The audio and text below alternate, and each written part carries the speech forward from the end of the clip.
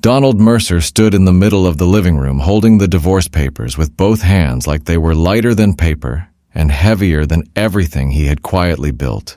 Across from him, his wife Madison stood in a fitted blue dress, her curls falling loose over one shoulder, her smile arranged like a woman who had rehearsed this moment and decided it suited her. Behind her, her family filled the room the way people fill stadium seats. Not to support anyone, but to watch someone lose. Her mother laughing softly near the couch, her father Jeffrey standing with his arms folded, the expression of a man supervising a removal. Madison's sister Renee and her boyfriend hovering near the back, witnesses called specifically to confirm what the family had already decided. Donald's eyes moved across their faces one by one. Not angry, not desperate.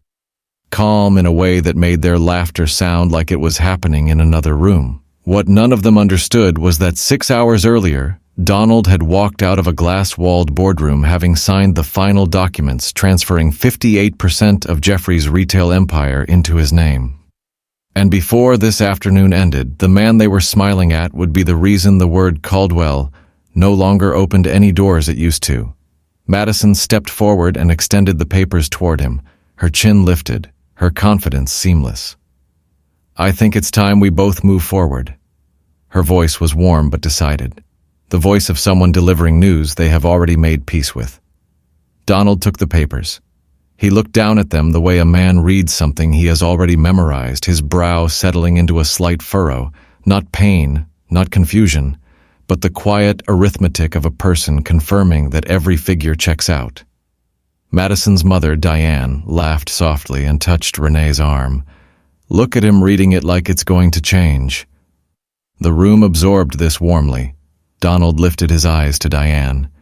She had never disliked Donald loudly. She preferred the quieter method, the slight pause before saying his name, the way she complimented Madison's life in sentences that somehow never included him.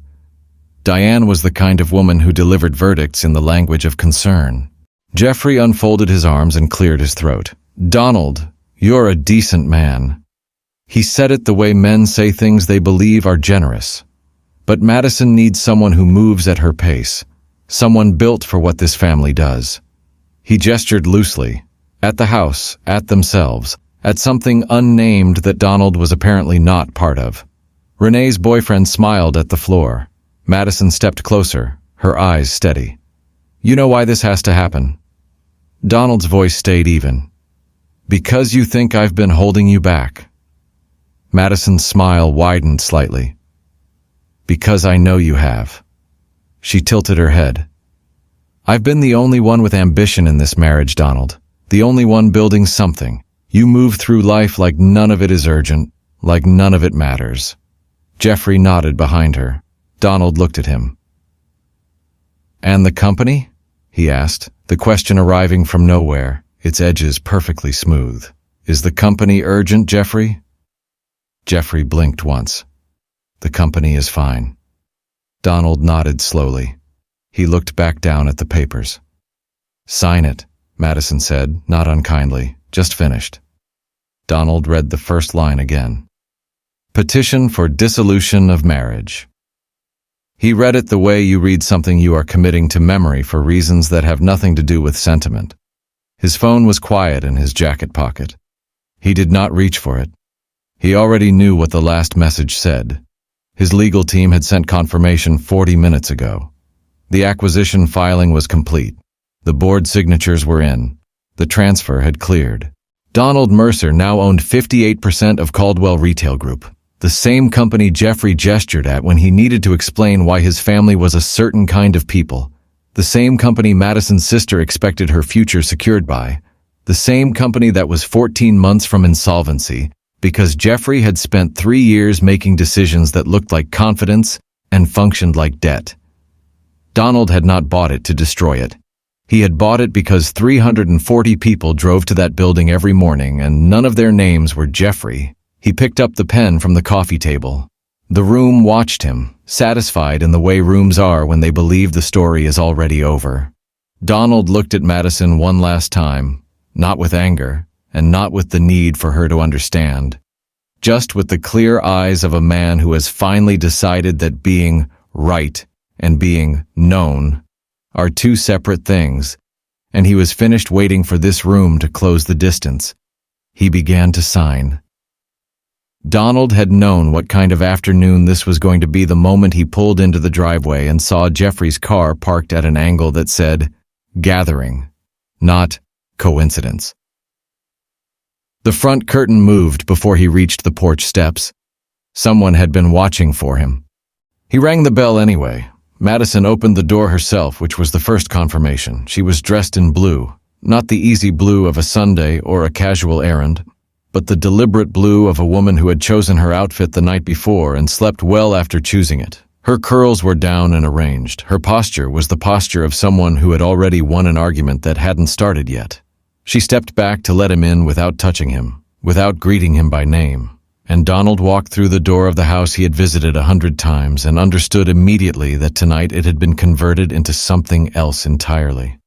The living room was warm with afternoon light. The curtains were open. The furniture was exactly where it always was. And yet the room felt rearranged in some way that had nothing to do with furniture. It felt like a stage an hour before a performance. Everything set, everyone placed, the script already distributed to everyone but the audience. Diane was near the couch, laughing at something Renee had said. She looked up when Donald entered and her laughter softened but did not stop.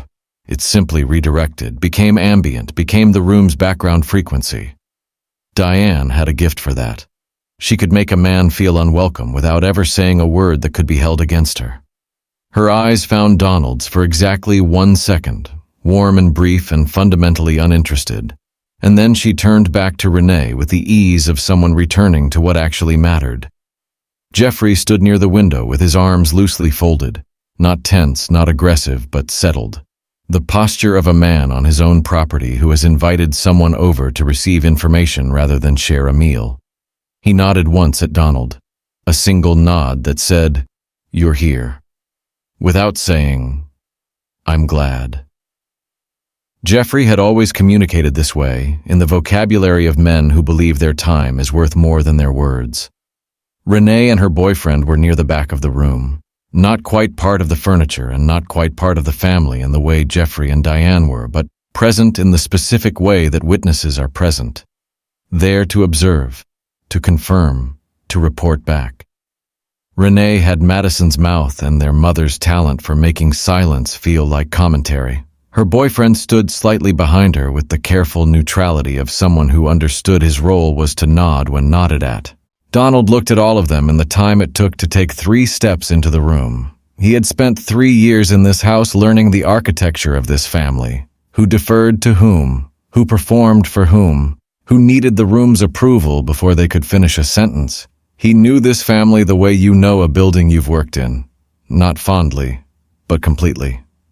Madison moved past him and positioned herself at the center of the room with the precision of someone who had rehearsed exactly where to stand. Then she reached for the envelope on the coffee table. She held it out to him, not tentatively, not apologetically, the way you hand someone something you've already decided they deserve, and Donald took it from her hands the way a man takes the last piece of evidence he needed.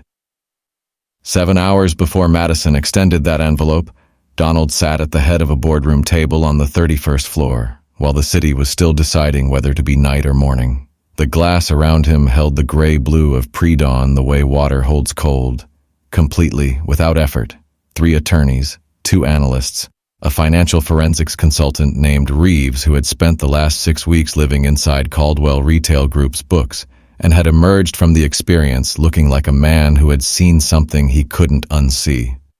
Donald's jacket was on. His coffee was untouched. He had been in the room since 5:15. "Walk me through the final structure," he said. Not a question. The rhythm of a man confirming what he already knows, because confirmation is not the same as assumption. Reeves opened the first folder. The acquisition had moved through 3 subsidiary entities. Mercer Capital's reach was wide enough that routing through subsidiaries was architecture, not concealment. Each entity had accumulated shares quietly over 6 weeks, buying in increments small enough to avoid triggering disclosure thresholds, large enough to matter. Jeffrey's board had no coherent picture of the accumulation because there was no single line to follow. By the time the picture assembled itself, it was already complete. 58%. Controlling interest. Filed, approved, transferred. Donald listened to the confirmation the way pilots listen to pre-flight checks, not passively, but with the specific attention of someone for whom the details are load-bearing. The fuller picture had come into focus 8 weeks prior, when a Caldwell mid-level operations manager had approached Mercer Capital through a third party, quietly and carefully, the way people approach something they believe in and are afraid of simultaneously. What she brought was not rumor. It was documentation. Jeffrey had spent 3 years making decisions that the board saw versions of and the market saw none of. A failed offshore expansion into a Southeast Asian retail corridor that had consumed $14 million before being quietly written off, debt instruments structured in ways that deferred consequence rather than resolved it, and 2 pending lawsuits from supplier contracts that Jeffrey had signed personally and the legal department had never reviewed.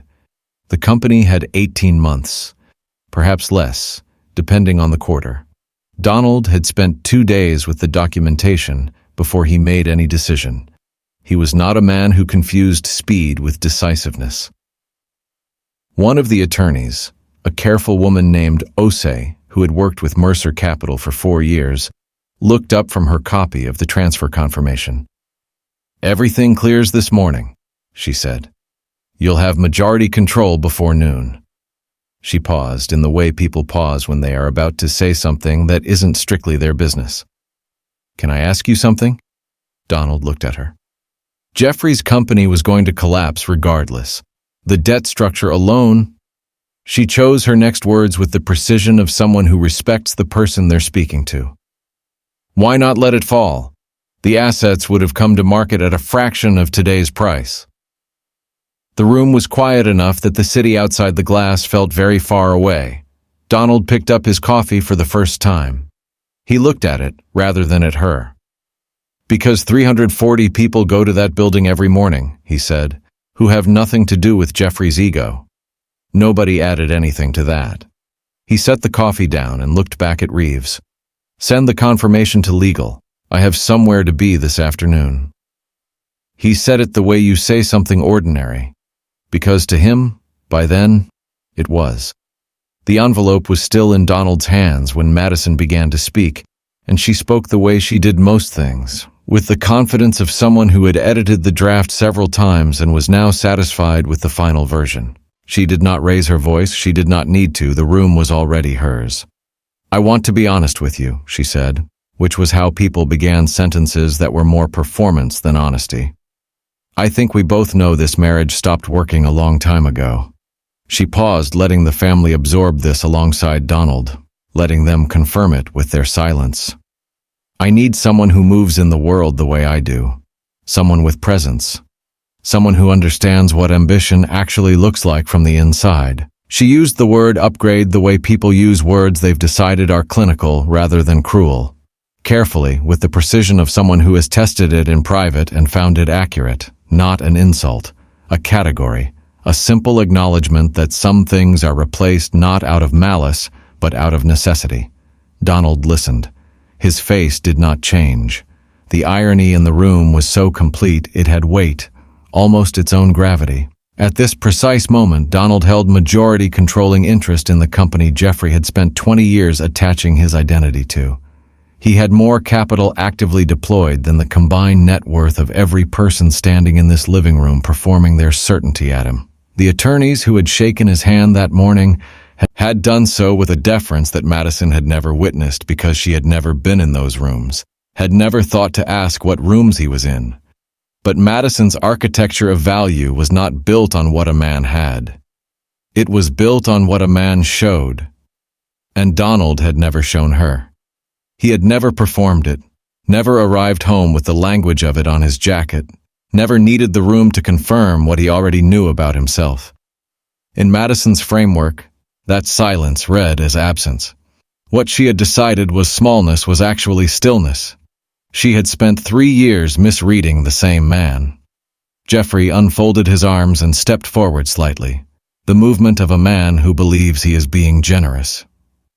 "Donald," he said, and his voice carried the warmth of someone delivering disappointing news they've made peace with on your behalf. "You're a good man. I've always said that." He nodded once, as if agreeing with himself. "But good isn't always the right fit. This family moves at a certain pace. We always have. And you—" He searched briefly for the word, found one he considered kind. "You were built differently." Renee nodded faintly from the back. Her boyfriend looked at the floor with the expression of a man performing agreement he doesn't quite feel but has decided isn't his business. Diane touched her collarbone and said nothing, which was its own kind of statement. Donald looked at Jeffrey for a long moment, not with anger, not with the need for him to understand. He looked at him the way you look at a building you own that doesn't know it yet, with the quiet authority of someone for whom this conversation has already been settled in a different room, at a different table, in the blue-gray hours before this family was awake. Then he looked down. The pen was on the coffee table, where it had been since he arrived. He reached for it without hurry, without drama, without giving the room a single thing it could hold on to. He picked it up. He signed the way he did everything. Without announcement, without theater, the pen moving across the line with the calm efficiency of a man who has already processed the meaning of what he's doing and found it manageable. He did not pause before signing. He did not look up at Madison while the pen was moving. He finished, set the pen back on the table with a quiet click, and straightened. Madison reached for the papers before he had fully let go, her fingers closing around them with the practiced certainty of someone receiving something they ordered. She looked down at his signature once, confirming it, the way you confirm a transaction, and then she looked up, and her smile arrived in full. It was not a cruel smile. It was something quieter and more complete than cruelty. It was the smile of a woman who believed the story had just ended the way she had written it. The room responded accordingly. Diane exhaled softly, a sound that managed to be both relief and satisfaction simultaneously. Jeffrey nodded, the slow nod of a man whose instincts have been vindicated. Renee said nothing, but her posture changed, loosened, the tension of witnessing replaced by the ease of having witnessed correctly. Donald stood.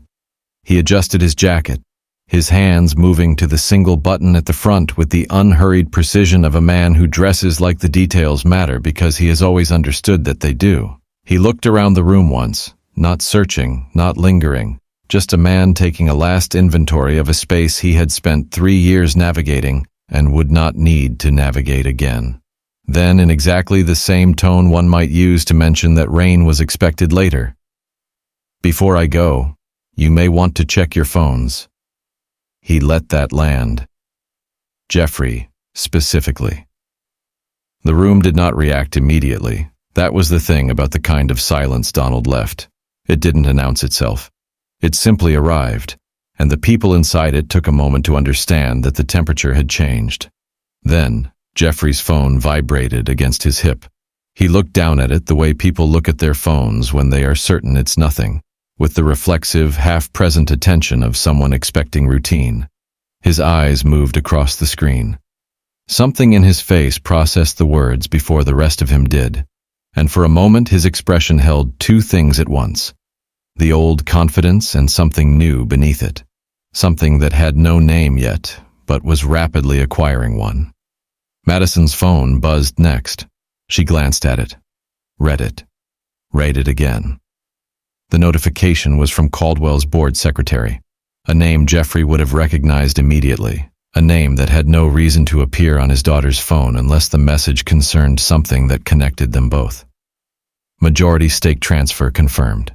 New controlling party, Mercer Capital Group. The room did not collapse loudly. It decompressed quietly and completely the way a room does when the thing everyone was certain about is no longer certain. Diane's hand moved to her collarbone.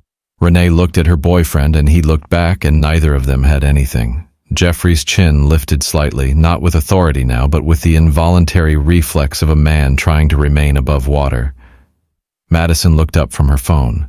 She looked at Donald, and the blue dress, which had spent the entire afternoon being a statement, became in that single moment simply fabric, simply color, simply something she was wearing in a room where everything had just rearranged itself around a truth she had never thought to look for. Donald said nothing. He had already said enough. Jeffrey spoke first because Jeffrey had always been the kind of man who believed that speaking first was the same as being in control. "There must be an error," he said, and his voice carried the practiced authority of someone accustomed to rooms that rearranged themselves around his certainty. But the certainty underneath the voice was already different, thinner, load-bearing in the way of something that has been stressed past its tolerance and doesn't yet know it has cracked. Donald looked at him without particular expression. "There isn't." Jeffrey's composure did not shatter. It fractured in stages, the way good composure does. First, the stillness left his hands. Then his jaw tightened in a way that had nothing to do with resolution. Then his eyes moved to his phone again, as though the screen might have corrected itself in the last 15 seconds. It had not. Madison set the divorce papers down on the coffee table. The gesture was small and involuntary, the movement of a woman whose hands needed to be empty in order to think. She looked at Donald with an expression he had not seen from her in 3 years. Not confidence, not performance, not the careful architecture of a woman who has edited herself for maximum effect. Just her face, unmanaged, trying to locate solid ground. "Donald." Her voice had lost its earlier register, the smooth and finished quality of the rehearsed version. What replaced it was something more unguarded and considerably less comfortable. "You could have told me. About the company. About any of it." She stopped, recalibrated. "We could have. This didn't have to." "Madison." He said her name quietly, not to interrupt but to be precise. He watched her attempt to reframe, watched her reach for the negotiating language of a woman trying to reconstruct a conversation that has already concluded. He let her reach. He did not help her find it. Diane said nothing. For the first time in the afternoon, she said absolutely nothing, and her silence was more honest than anything she had contributed to the previous hour. Donald reached for his copy of the divorce papers from the table. He folded them once, cleanly, and placed them in his jacket's interior pocket with the same economy of motion he brought to everything. Then he turned toward the door. "Why didn't you ever tell me?" The question came from behind him, smaller than Madison's voice usually was, stripped of its earlier confidence. It was the only question she had left, and she knew it, and the knowing was present in every syllable. Donald stopped. He turned back and looked at her across the room, across the afternoon light and the expensive candles and the family that had assembled itself as an audience and was now simply a group of people standing in someone's living room.